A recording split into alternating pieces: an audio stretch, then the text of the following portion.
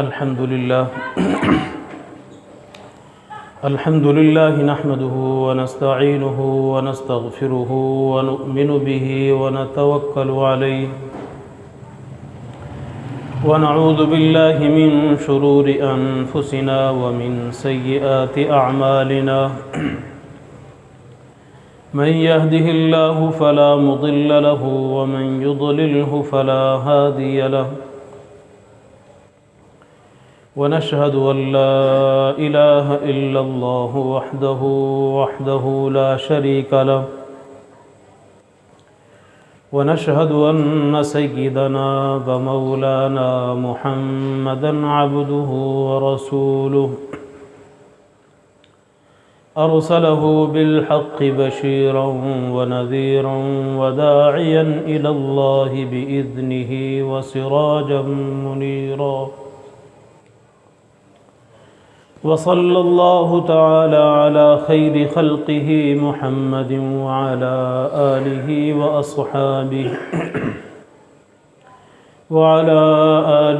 وأصحابه وأزواجه وذرياته وأتباعه أجمعين وسلم تسليما كثيرا أما بعد فإن خير الحديث كتاب الله وخير الهدي هدي محمد صلى الله عليه وسلم وشر الأمور محدثاتها وكل محدثة بدعة وكل بدعة ضلالة وكل ضلالة في النار وقد قال الله تبارك وتعالى في كلامه المجيد والفرقان الحميد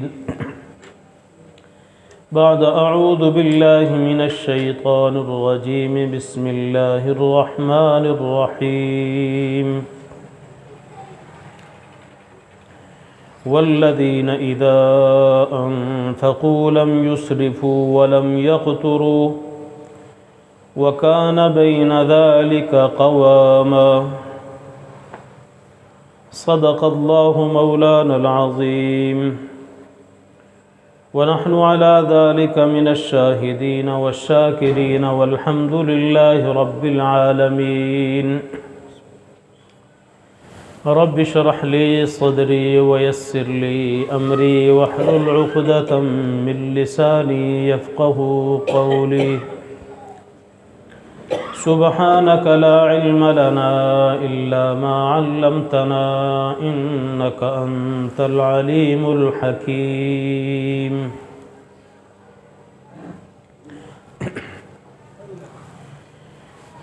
میرے معزز اور محترم بزرگوں اور دوستوں،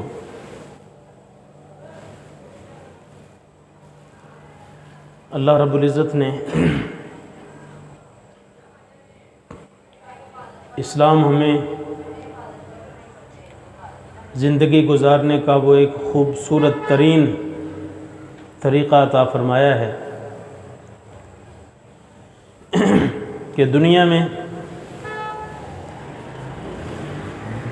کوئی مذہب، کوئی طریقہ اس کی نظیر نہیں بن سکتا، اس کی مثال نہیں بن سکتا۔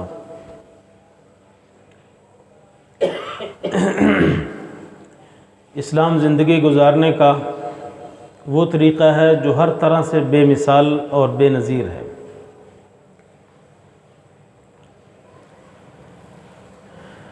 پچھلے چند جمعوں سے اسلامی معیشت کے متعلق بات چل رہی تھی کہ اللہ رب العزت نے دنیا کی زندگی میں جو ہمارا معاش، ذریعہ معاش اور جو ہمارے کمائی کرنے کے اور خرچ کرنے کے طریقے ہیں، اسلام نے اس میں سب سے بہترین ہماری رہنمائی کی ہے۔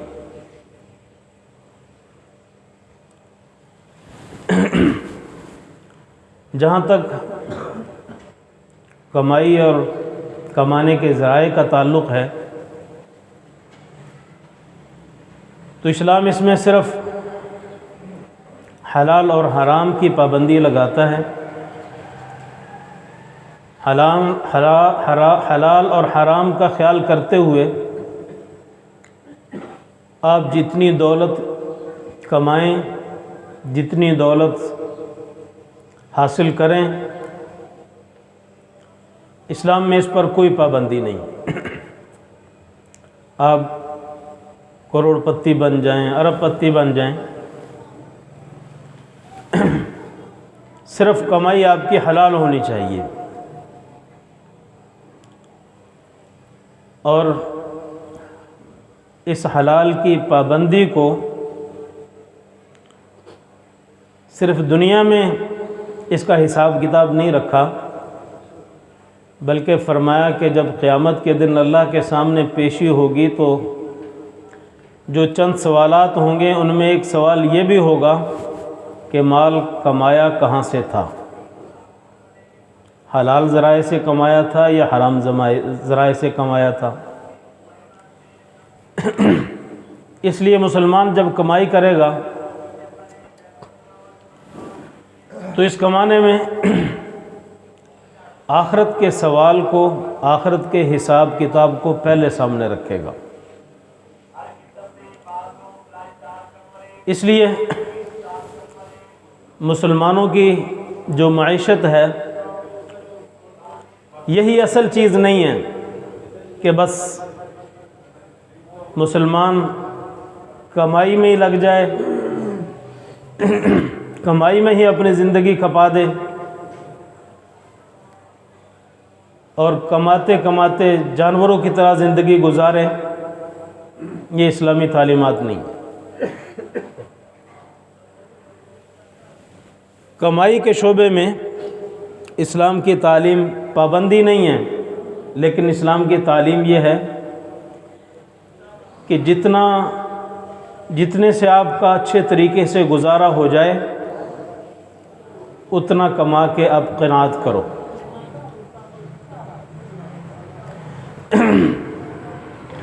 اس لیے جتنے حقوق اسلام نے انسان کے ذمے لگائے ہیں، بیوی کے حقوق ہیں، بچوں کے حقوق ہیں۔ پہلے زمانے میں غلام ہوتے تھے، غلاموں کو بھی خرچہ دینا پڑتا تھا، ان کے کھانے پینے کا انتظام کرنا پڑتا تھا، تو اس میں اسلام نے یہ رہنمائی کی ہے کہ جیسا آپ پہنتے ہو ویسا جن کی ذمہ داری آپ پر ہے ان کو ویسا پہناؤ، جیسا آپ کھاتے ہو جن کی آپ پر ذمہ داری ہے ان کو ویسا کھلاؤ۔ اپنی طاقت سے زیادہ انسان کے ذمہ اللہ تعالیٰ نے اس کی طاقت سے زیادہ حقوق لگائے نہیں ہیں، یہاں تک کہ اگر انسان فاقے میں ہے، اس کے گھر میں کھانے کے لیے کوئی چیز بھی نہیں ہے، فاقے کا مطلب یہ ہوتا ہے کہ پانی کے سوا کچھ بھی نہیں ہے، اگر پانی کے ساتھ کوئی ایک چیز بھی کھانے کی ہو تو اور وہ انسان کھا لے تو وہ فاقہ نہیں شمار ہوتا۔ حضرت عائشہ رضی اللہ تعالیٰ عنہ فرماتی ہیں، ایک روایت میں آتا ہے کہ پورا مہینہ ایسے گزر جاتا تھا کہ گھر میں کوئی چیز پکانے کے لیے نہیں ہوتی تھی، آگ نہیں جلاتی تھی، اور ایک روایت میں 3 چاند ایسے گزر جاتے تھے، یعنی 2 مہینے۔ تو اب خود حضور صلی اللہ علیہ وسلم جس چیز پر گزارا کرتے تھے، بیویوں کے حقوق آپ کے ذمے تھے تو بیویاں بھی اسی پر گزارا کرتی تھی۔ آپ کے ذمہ اتنا ہی تھا کہ جو خود کھلائیں وہ کھائیں، وہ دوسروں کو کھلائیں۔ عجیب واقعہ حضرت علی رضی اللہ تعالی عنہ کا، فرماتے ایک دفعہ گھر سے نکلا، بھوک نے ستایا ہوا تھا، بھوکے تھے، تو ایک باغ کے پاس گئے، مدینہ میں یہودیوں کے باغ تھے کھجوروں کے، تو اس وقت باغ اور یہ جو کھیتی باڑی ہے یہ اس طرح ہمارے جیسے کھلے کھیت ہیں، اللہ نے بہت کچھ دے رکھا، کھلے باغ ہیں، اس طرح نہیں ہوتا تھا، کیونکہ چھوٹے چھوٹے باغ ہوتے تھے، ان کے ارد گرد چار دیواری ہوتی تھی، اور اس چار دیواری میں بھی دروازہ لگا ہوتا تھا، اس دروازے سے اندر داخل ہو سکتے تھے۔ تو دیوار میں سے ایک سوراخ تھا، حضرت علی رضی اللہ تعالیٰ نے دیکھا کہ وہ یہودی باغ کا مالک اندر ہے، تو اس سے کہا بھائی میں کچھ کام کرنا چاہتا ہوں۔ اس نے کہا آ جاؤ اندر، دروازہ کھولا، اندر چلے گئے۔ وہ یہودی اتنا کنجوس تھا کہ اس نے کہا یہ میرے باغ کو کھجوروں کے درخت ہیں، ان کو پانی دینا ہے تو ہاتھ سے کنویں سے ڈول نکالنا اور وہ پانی درختوں کو دینا، یہ ترتیب تھی۔ تو اس نے کہا یہ میرے درختوں کو پانی دو، ایک ڈول پر ایک کھجور دوں گا، ایک ڈول نکالنے پر ایک کھجور۔ حضرت علی نے فرمایا ٹھیک ہے۔ اب وہ بھی عجیب آدمی تھا، حضرت علی فرماتے ہیں میں ایک ڈول نکالتا تھا تو وہ ایک کھجور میرے ہاتھ میں دیتا تھا۔ اتنی اس کے اندر ہمت نہیں تھی کہ اکٹھے 10-12 ڈول نکال لیں تو وہ 10-12 اکٹھی کھجوریں گن کے دے دے، اتنی ہمت نہیں تھی اس کے اندر، ایک ایک کھجور گن کے دیتا تھا۔ تو حضرت علی رضی اللہ تعالیٰ عنہ فرماتے ہیں کہ میں وہ ڈول نکالتا رہا، وہ ایک ایک کھجور دیتا رہا، اور ڈول نکالتے نکالتے کھجوروں سے میری مٹھی بھر گئی۔ تو میں نے کہا کہ بس میرا کام ہو گیا۔ یہ وہ شخص ہیں جن کا جو بھوک کے ستائے ہوئے، پیٹ کے اندر بھوک ہے اور ستائے ہوئے گھر سے نکلے ہیں، اور کتنا کما رہے ہیں کہ ایک وقت کا گزارا اس مٹھی کھجور سے ہو جائے گا، بس اتنا کافی۔ ایک طرف اسلام کی تعلیمات یہ ہیں کہ کم سے کم گزارا، کم سے کم چیز پر گزارا، اس کا اپنے آپ کو عادی بناؤ۔ اگر اس پر آ جائیں تو آج یہ جتنے مسائل ہمیں پڑے ہوئے ہیں نا، یہ مسائل ہمارے ویسے ہی حل ہو جائیں۔ اور دوسری طرف یہ ہے کہ اگر اللہ نے آپ کو ذرائع دیے ہیں کمانے کے، حلال ذرائع ہیں، خوب کماؤ، کوئی پابندی نہیں۔ اس کے ساتھ یہ ہے کہ اگر اللہ نے دیا ہے، خرچ بھی کرو، لیکن اس میں بھی کیا فرمایا؟ وہ لوگ، اللہ تعالیٰ نے قرآن پاک میں عباد الرحمن کے الفاظ ذکر کیے ہیں، عباد الرحمن الذین یمشون علی الارض ہونا، کہ اللہ کے رحمان کے بندے وہ ہیں جو زمین پر عاجزی کے ساتھ چلتے ہیں۔ ان رحمان کے بندوں کی اللہ تعالیٰ نے صفات میں ایک صفت یہ بھی ذکر فرمائی ہے، والذین اذا انفقوا لم یسرفوا ولم یقتروا وکان بین ذلک قواما، کہ وہ لوگ جو اللہ کے راستے میں خرچ کرتے ہیں تو اس میں اسراف نہیں کرتے، ولم یقتروا، اور جتنا ضرورت ہے اس میں کمی بھی نہیں کرتے، زیادتی بھی نہیں کرتے، کمی بھی نہیں کرتے، وکان بین ذلک قواما، اس دونوں چیزوں کے درمیان، نہ زیادہ خرچ کرنا نہ خرچ میں کمی کرنا، اس کے درمیان چلتے ہیں۔ اسی لیے کسی نے کیا ہے، الاقتصاد نصف المعیشہ، میانہ روی، الاقتصاد میانہ روی، یہ کیا ہے؟ آدھی معیشت یہ ہے۔ انسان کی معیشت، ملکی معیشت، ایک فرد کی معیشت، ایک گھر کی معیشت اچھی ہو جائے، اس کے لیے کیا ہے کہ اپنے معاملات میں، اپنے خرچ کرنے میں میانہ روی اختیار کرو۔ قرآن پاک میں 2 لفظ استعمال ہوئے ہیں، ایک جگہ استعمال ہوا ان المبذرین کانوا اخوان الشیاطین، اور دوسرا یہ فرمایا کہ لم یسرفوا، تبذیر اور اسراف۔ تو مفسرین حضرات فرماتے ہیں کہ تبذیر کا مطلب کیا ہے؟ ناجائز کاموں میں خرچ کرنا۔ اس لیے کیا فرمایا کہ یہ جو مبذرین ہیں یہ شیطان کے بھائی ہیں۔ تبذیر ناجائز امور میں جہاں ضرورت تو کیا وہاں خرچ کرنا نافرمانی ہے، اللہ تعالیٰ ناراض ہوتے ہیں۔ اس کی مثال دیکھنی ہو تو ہمارے جو شادی بیاہ کے فنکشن ہو رہے ہیں اس میں ہم دیکھ سکتے ہیں یہ مہندی، یہ گاجے باجے اور یہ جتنے بھی ہمارے رسم و رواج ہیں ان میں جو ہم خرچ کر رہے ہیں یہ سارے کیا ہیں؟ تبذیر۔ ان المبذرین کانوا اخوان الشیاطین۔ اور دوسری چیز کیا فرمائی؟ اسراف۔ اسراف کیا ہے؟ جائز جگہوں میں ضرورت سے زیادہ خرچ کرنا۔ جہاں خرچ کرنا جائز ہے اس میں ضرورت سے زیادہ خرچ کرنا، یہ اسراف ہے۔ اللہ کا نظام یہ ہے، ایک حدیث میں آتا ہے کہ ایک صحابی نے پوچھا یا رسول اللہ، ایک آدمی کے پاس دولت ہے، نعمتیں ہیں، تو وہ اچھے کپڑے پہن لیتا ہے، اچھی جوتی پہن لیتا ہے، تو کیا یہ بھی اسراف میں ہے؟ فرمایا نہیں۔ جس کے پاس نعمت ہے اللہ تعالیٰ چاہتے ہیں کہ وہ اپنی نعمت کو ظاہر کرے، وہ فقیر بن کے نہ رہے۔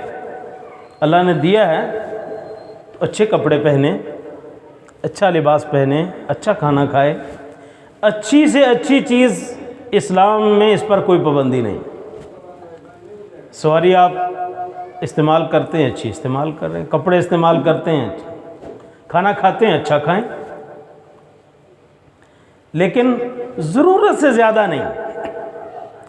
اچھے پر کوئی پابندی نہیں، اچھے سے اچھے پر کوئی پابندی نہیں ہے، لیکن ضرورت سے زیادہ پر پابندی ہے۔ گھر میں 4 افراد ہیں، 4 آدمیوں کا کھانا، 5ویں مہمان کی نیت سے کر لو، کسی کے ہاں پڑوسی کے ہاں بھیج دو۔ اب اتنا پک رہا ہے کہ وہ ضائع کیا جا رہا ہے، کوڑا دانوں میں پھینکا جا رہا ہے۔ خاص کر ہمارے شادی بیاہ کے موقعوں پر جب ہم کھانا لیتے ہیں برتنوں کے اندر تو اس میں بڑی حرص، لالچ، ہوس دکھاتے ہیں، اور پھر جب وہ بچ جاتا ہے وہ سارا کوڑے دان میں۔ حضور صلی اللہ علیہ وسلم کا معمول یہ تھا کھانے میں۔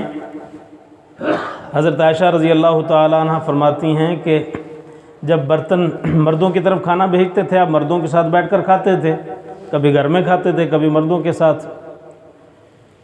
تو جب دوسرے مردوں کے ساتھ، لوگوں کے ساتھ بیٹھ کر کھانا کھاتے تھے اور برتن گھر میں واپس آتے تھے تو کوئی نشانی نہیں لگائی ہوتی تھی کہ یہ میں نے حضور صلی اللہ علیہ وسلم کے لیے بھیجا تھا اور یہ باقیوں کے لیے بھیجا تھا۔ بغیر کسی نشانی کے میں پہچان لیتی تھی کہ اس برتن میں حضور نے کھانا کھایا۔ اچھا، پہچان کس چیز سے ہوتی تھی؟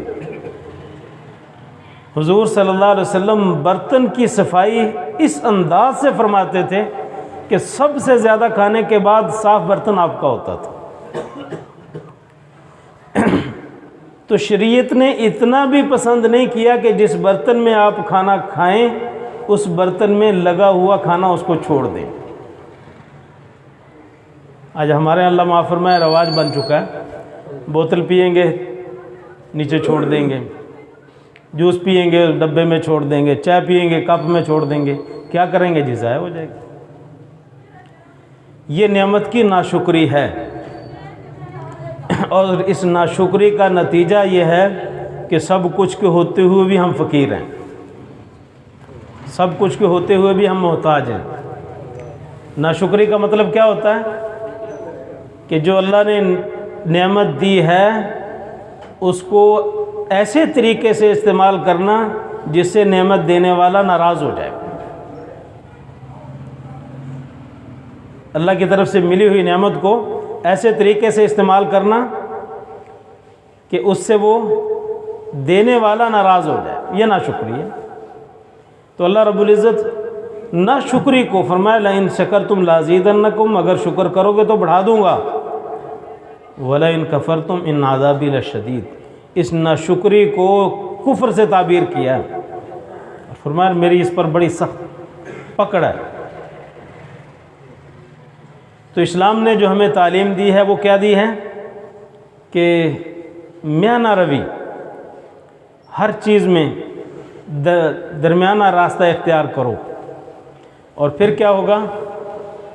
پھر ہم جو ضرورت مند ہیں، جو محتاج ہیں معاشرے میں، ان کا خیال رکھنے والے بنیں گے۔ جب اپنی ضرورت کو میانہ روی سے پورا کریں گے تو اللہ تعالیٰ اس میں برکت دیں گے۔ اس لیے حدیث میں آتا ہے، یہ جو میں نے ابھی بات کی نا کھانے کی، کہ حضور صلی اللہ علیہ وسلم برتن کو اچھی طرح صاف کرتے تھے، اور حضور نے فرمایا کہ ہو سکتا ہے وہ جو کھانے کا کچھ ذرات، کچھ حصہ برتن میں لگا رہ گیا ہے، یہی برکت والا ہو۔ اور یہ بھی آتا ہے کہ کھانے کے بعد آپ انگلیاں چاٹتے تھے، 3 انگلیوں سے کھانا کھاتے تھے، 3 انگلیاں انگوٹھا استعمال کرتے تھے، یا 2 انگلیاں انگوٹھا استعمال کرتے تھے، تو اس کے بعد انگلیاں چاٹتے تھے۔ وہ بھی کیوں چاٹتے تھے؟ فرمایا ہو سکتا ہے یہ جو انگلیوں میں کھانے کے ذرات رہ گئے ہیں، اللہ تعالیٰ نے ان میں برکت رکھی ہو۔ اگر یہ کھانا برتن کے ساتھ رہ گیا، انگلیوں کے ساتھ رہ گیا، گٹر میں چلا گیا، ناپاک جگہ چلا گیا، آپ تو برکت سے محروم ہو گئے۔ اور پھر یہ جو میانہ روی اسلام نے تعلیم دی ہے، یہ اس لیے دی ہے کہ ہم اپنے مسلمان بھائیوں کا خیال رکھیں، ضرورت مندوں کا، حاجت مندوں کا خیال رکھیں۔ اس پر بڑے فضائل ہیں۔ آج میں حدیث پڑھ رہا تھا کہ کسی آدمی کو آپ صدقہ نہ دیں، قرض دیں۔ قرض کا مطلب کیا ہے؟ کہ آپ نے جتنا دیا اتنا واپس لینا ہے، جتنا دیا آپ نے اتنا آپ کو واپس ملنا ہے۔ فرمایا یہ جتنا آپ نے قرض دیا ہے، اس پر آپ کو وہ اجر ملے گا کہ یہ آپ نے 2 دفعہ صدقہ کر دیا ہے۔ صدقہ کرنے پر 1 دفعہ صدقہ کرنے کا اجر ہے، لیکن قرض دینے پر 2 دفعہ 100 روپیہ دیا ہے تو یوں سمجھے کہ آپ نے 200 روپیہ صدقہ کر دیا ہے۔ صدقے کا بھی اجر ملے گا، پیسہ بھی واپس ملے گا۔ اور ایک روایت میں مجھے جو یاد پڑتا غالباً میں نے پڑھا کہ جب تک وہ مقروض قرضہ لینے والا قرض واپس نہیں کرتا، روزانہ اتنا صدقہ کرنے کا اجر آپ کو مل رہا ہے۔ قرضہ دینے والے کو جتنا آپ نے قرضہ دیا ہے اتنا صدقہ کرنے کا اجر مل رہا ہے، پیسے بھی واپس ملیں گے اور قرض دینے کا اجر بھی اللہ تعالیٰ عطا فرمائیں گے۔ یہ کب ہوگا؟ جب ہم اپنی ضرورتوں کو میانہ روی سے پورا کریں گے، اسلامی تعلیمات کا خیال رکھیں گے، اور اپنی کمائی میں اپنی آخرت کو سامنے رکھیں گے۔ آج المیہ یہ ہے کہ کمائی تو ہے، آخرت سامنے نہیں ہے۔ اس لیے جس دکاندار کے پاس آپ چلے جائیں، کسی کے پاس آپ اطمینان سے کوئی چیز نہیں خرید سکتے کہ یہ چیز صحیح دے گا اور تھوڑے منافع میں دے گا اور ضرورت مند کا خیال رکھے گا، نہیں۔ اور قرض پر اللہ نے یہ اجر کیوں دیا؟ صدقہ تو آپ دے رہے ہیں، جس کو دے رہے ہیں پتہ نہیں وہ ضرورت مند ہے کہ نہیں، اس وقت وہ ضرورت مند ہے کہ نہیں، آپ اپنی کمائی کے لیے دے رہے ہیں، لیکن جو آپ کے پاس قرض لینے آ جاتا ہے اس کے بارے میں آپ کو یقینی علم ہو جاتا ہے کہ یہ ضرورت مند ہے۔ اور ضرورت مند کی ضرورت پورا کرنا، حدیث میں آتا ہے اللہ تعالیٰ قیامت والے دن فرمائیں گے کہ میرے بندے، مجھے بھوک لگی تھی، میں نے تجھ سے کھانا مانگا، تو نے مجھے کھانے ہی نہیں دیا۔ میں ننگا تھا، میرے پاس لباس نہیں تھا، میں نے تجھ سے کپڑا مانگا، تو نے مجھے کپڑا ہی نہیں دیا۔ بندہ عرض کرے گا یا اللہ، آپ تو رب العالمین ہیں، آپ تو ساری دنیا کے بادشاہ ہیں، آپ کیسے بھوکے ہو گئے، آپ کیسے بغیر کپڑوں کے ہو گئے؟ تو اللہ تعالیٰ فرمائیں گے کہ میرا فلاں بندہ بھوکا تھا، اگر تو اس کو کھانا کھلاتا تو مجھے بھی وہیں پاتا، ایسے جیسے تو نے مجھے کھلایا۔ میرا فلاں بندہ کپڑوں کا ضرورت مند تھا، اگر تو اس کی کپڑوں کی ضرورت کو پورا کرتا تو ایسے تھا جیسے تو نے مجھے کپڑے پہنائے۔ اور حدیث میں آتا ہے کسی کو پرانا کپڑا دے دو آپ اپنا، جب تک وہ اس کے جسم پر رہے گا اس وقت تک اللہ تعالیٰ آپ کپڑا دینے والے کو اپنی حفاظت میں رکھیں گے۔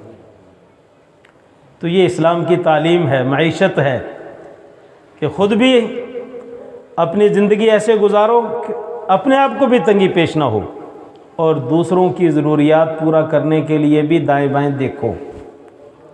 وہ کسی نے بڑی عجیب بات کی، اس نے ضرورت مند کا پتہ چلانا ہو نا کہ کون ضرورت مند ہے تو کریانے کی دکان پہ جا کے ذرا کھاتے چیک کر لو، کھاتوں سے پتہ چل جائے گا کہ یہاں کون کون ضرورت مند ہے محلے میں۔ آپ اس کے کھاتے سے ادائیگی کر دو، نہ بتاؤ کہ کس نے ادا کیا ہے، ضرورت مندوں کی ضرورت بھی پوری ہو جائے گی، آپ کی نیکی بھی ہو جائے گی، اللہ تعالیٰ دیکھ لے گا۔ اللہ تعالیٰ ہمیں عمل کی توفیق نصیب فرمائے، اللہ تعالیٰ دنیا میں ہمارے لیے آسانیاں فرمائے، آخرت کی گرفت سے اللہ تعالیٰ ہماری حفاظت فرمائے، سنت ادا فرمائے۔